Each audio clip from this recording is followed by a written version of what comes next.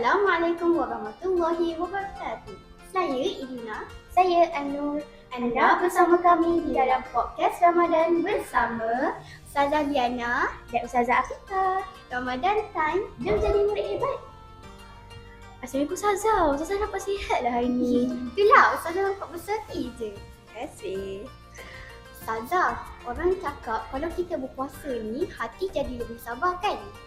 Jadi sebenarnya apa maksud puasa ni dan kenapa kami perlu belajar berpuasa? Okey. Kalau dari segi bahasa, puasa tu dalam bahasa Arabnya adalah saum. Saum tu maksudnya menahan diri. Daripada segi istilah syaraknya, kalau bahasa buku kita kata puasa tu menahan diri daripada makan dan minum ataupun lapar dan dahaga serta perkara-perkara yang membatalkan puasa. Jadi secara tak langsung bila kita tahan diri, kita akan melatih dan juga mendidik diri kita untuk bersabar, tahan diri daripada melakukan perkara-perkara yang dilarang semasa berpuasa. Dan kenapa murid perlu berpuasa? Yang pertama, mestilah sebab perintah Allah. Allah kata dalam surah Al-Baqarah ayat 83 kan, 183. Allah kata diwajibkan ke atas kamu untuk berpuasa seperti mana orang-orang terdahulu sebelum kamu berpuasa. Dan yang kedua, bila berpuasa ni kita boleh melatih diri daripada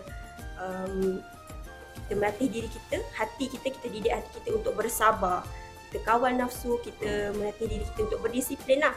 Disiplin dari segi apa? Bila berpuasa ni banyak perkara-perkara yang kita tak boleh buat. Kita kena jaga hati kita, jaga lisan kita, jaga mata, jaga pandangan, banyak benda kita kena buat kan.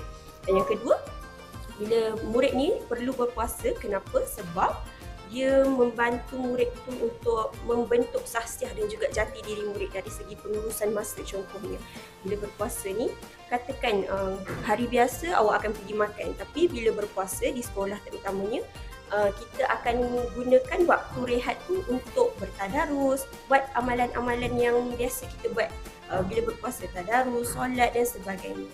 Jadi secara tak langsung puasa ni perlu kerana dia akan membentuk jati diri dan juga sahsiah seorang murid. Oh, macam tu. Jadi ni macam latihan untuk jadi murid hebat juga kan Ustazah? Betul. Tapi mengapa bulan Ramadan ialah bulan lebih istimewa daripada bulan yang lain? Kalau bulan Ramadan tu dia lebih istimewa sebabnya bulan ini kalau kita buat pahala, contohnya kita baca Al-Quran contohnya, ataupun kita bersedekah. Okey, kalau kita bersedekah di bulan yang lain umpamanya dapat satu pahala, tapi bila kita bersedekah di dalam bulan Ramadan digandakan pahalanya 10 pahala. Jadi itulah kita kena buat amal ibadat yang lebih pada bulan puasa.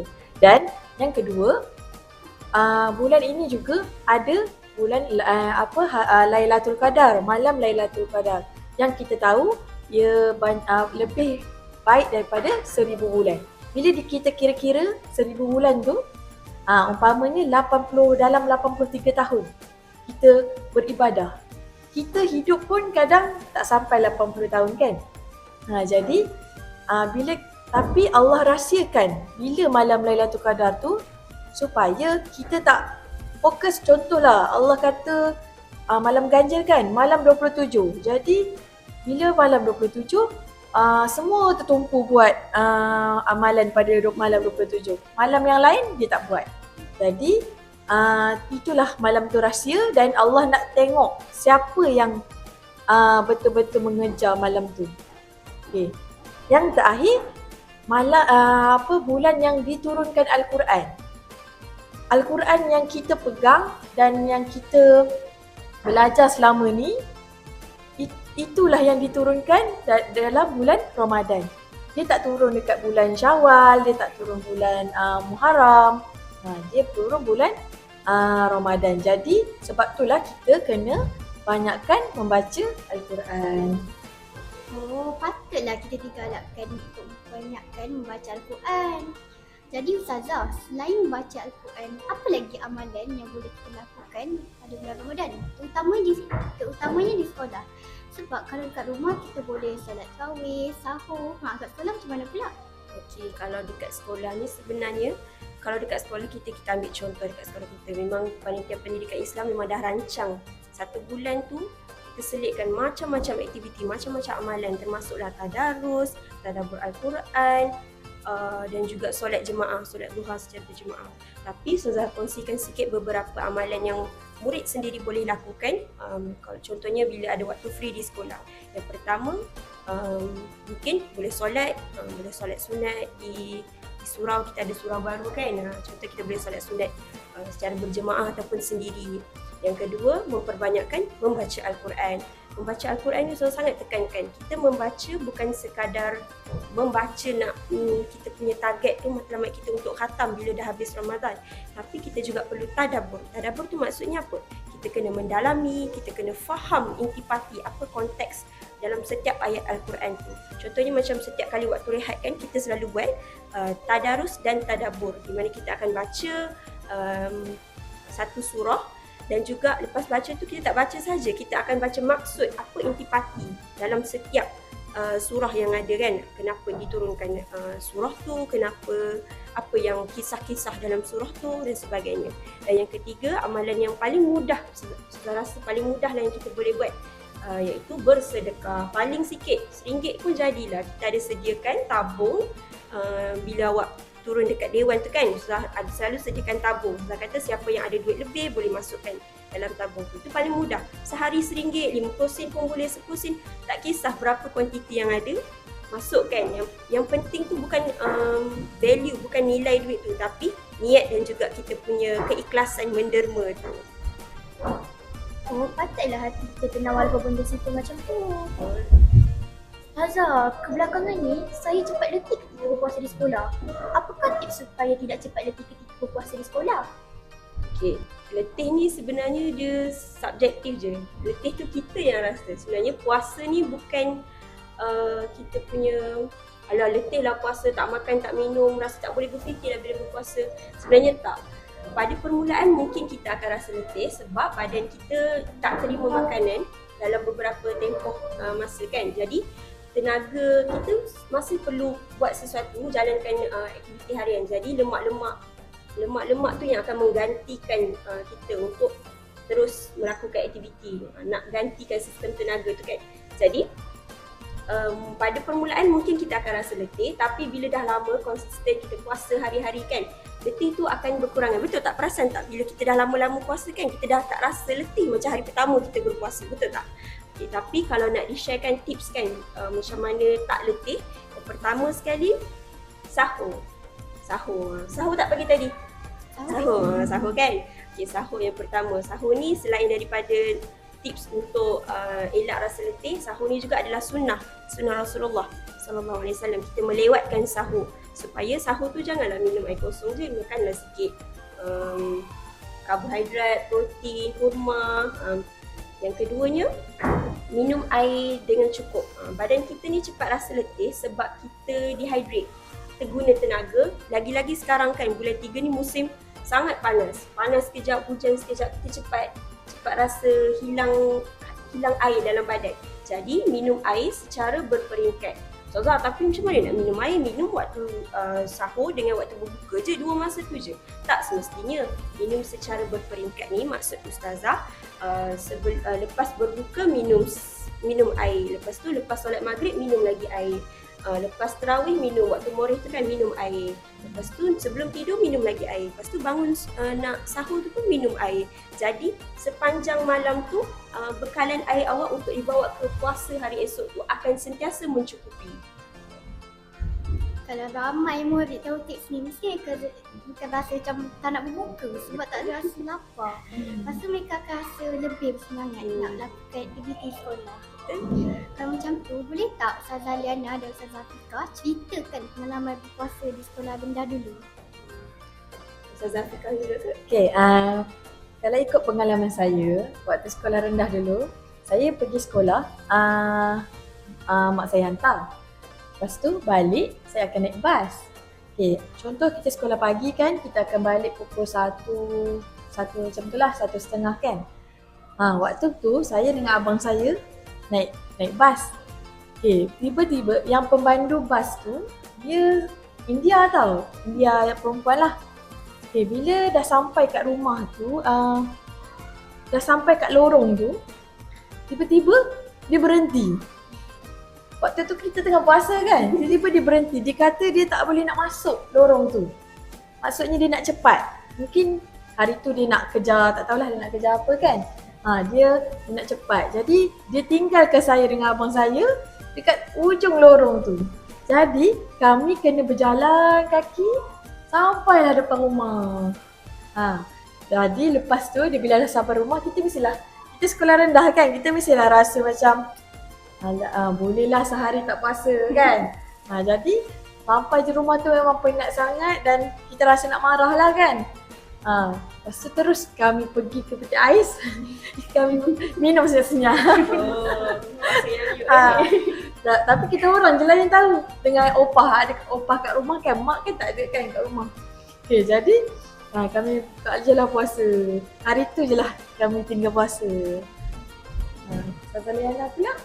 Kalau pengalaman ustazah kan, biasalah terlupa kan, budak-budak kecil dia terlupa tu, kita cakap terlupa tapi sebenarnya memang niat tak nak puasa. Itu memang biasa. Kadang-kadang kan bila waktu tu belum akhir balik lagi lah sekolah rendah. Tapi ustazah ingat satu kejadian ni, waktu tu ustazah memang niat nak puasa dah. Waktu ustazah darjah 2 atau darjah 3 macam tu.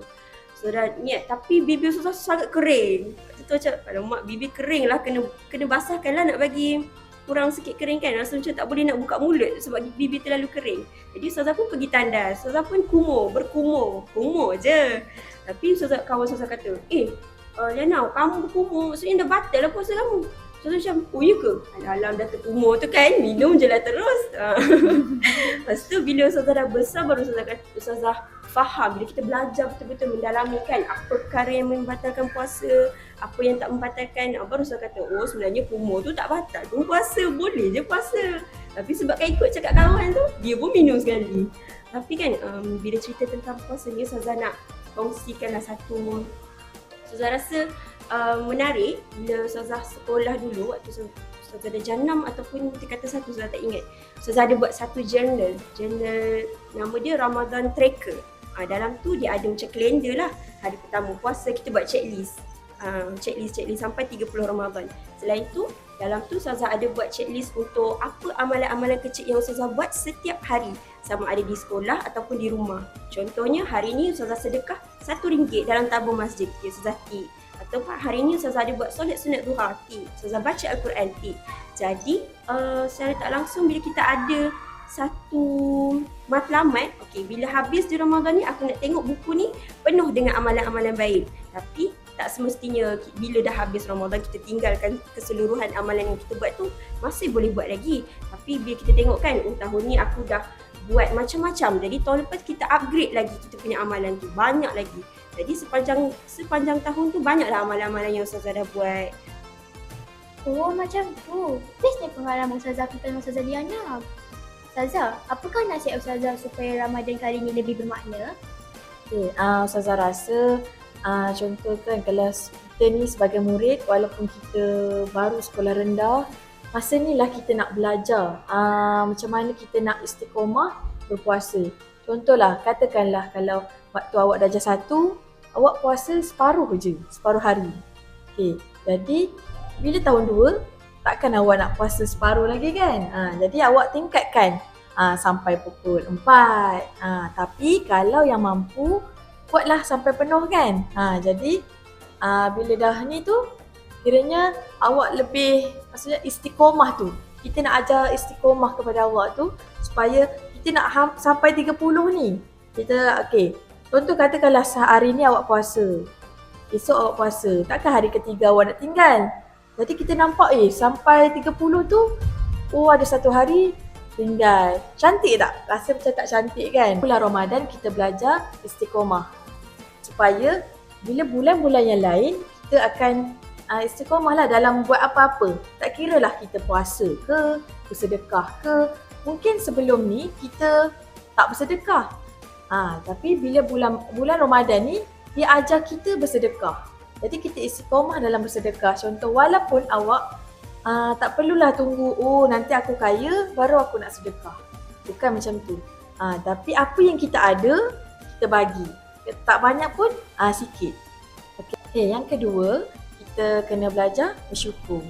Contohnya seperti kita kena bersyukur apa yang kita ada sekarang. Kalau kita bulan Ramadan je kita tak ada, tak makan, tak minum. Tapi kalau kita tengok dekat Palestin sana, mereka hari-hari tak makan, tak minum. Tak kira lah bulan Ramadan ke, bulan yang lain ke, mereka tak ada makanan. Jadi awak syukurlah kita saya rasa tak ada sebab lah untuk kita tak puasa lah bulan Ramadan ni kan. Sebab dalam banyak-banyak bulan, 12 bulan, sebulan je kita nak puasa kan. Bulan lain kita tak diwajibkan puasa. Kalau puasa sunat pun tak ramai pun yang buat kan. Okey, maksudnya kita kena bersyukurlah apa yang kita ada. Sebab itulah bulan Ramadan ni dia ajak awak yang lagi satu sabar. Sabar. Kalau bulan-bulan lain awak rasa nak marah. Tapi bulan Ramadan ni kawan awak kata, oh kalau marah nanti batal puasa kan. Jadi kita tak jadi nak marah. Tapi janganlah awak bulan Ramadan je tak sabar. Bulan Ramadan je sabar. Bulan Ramadan je awak syukur. Kan?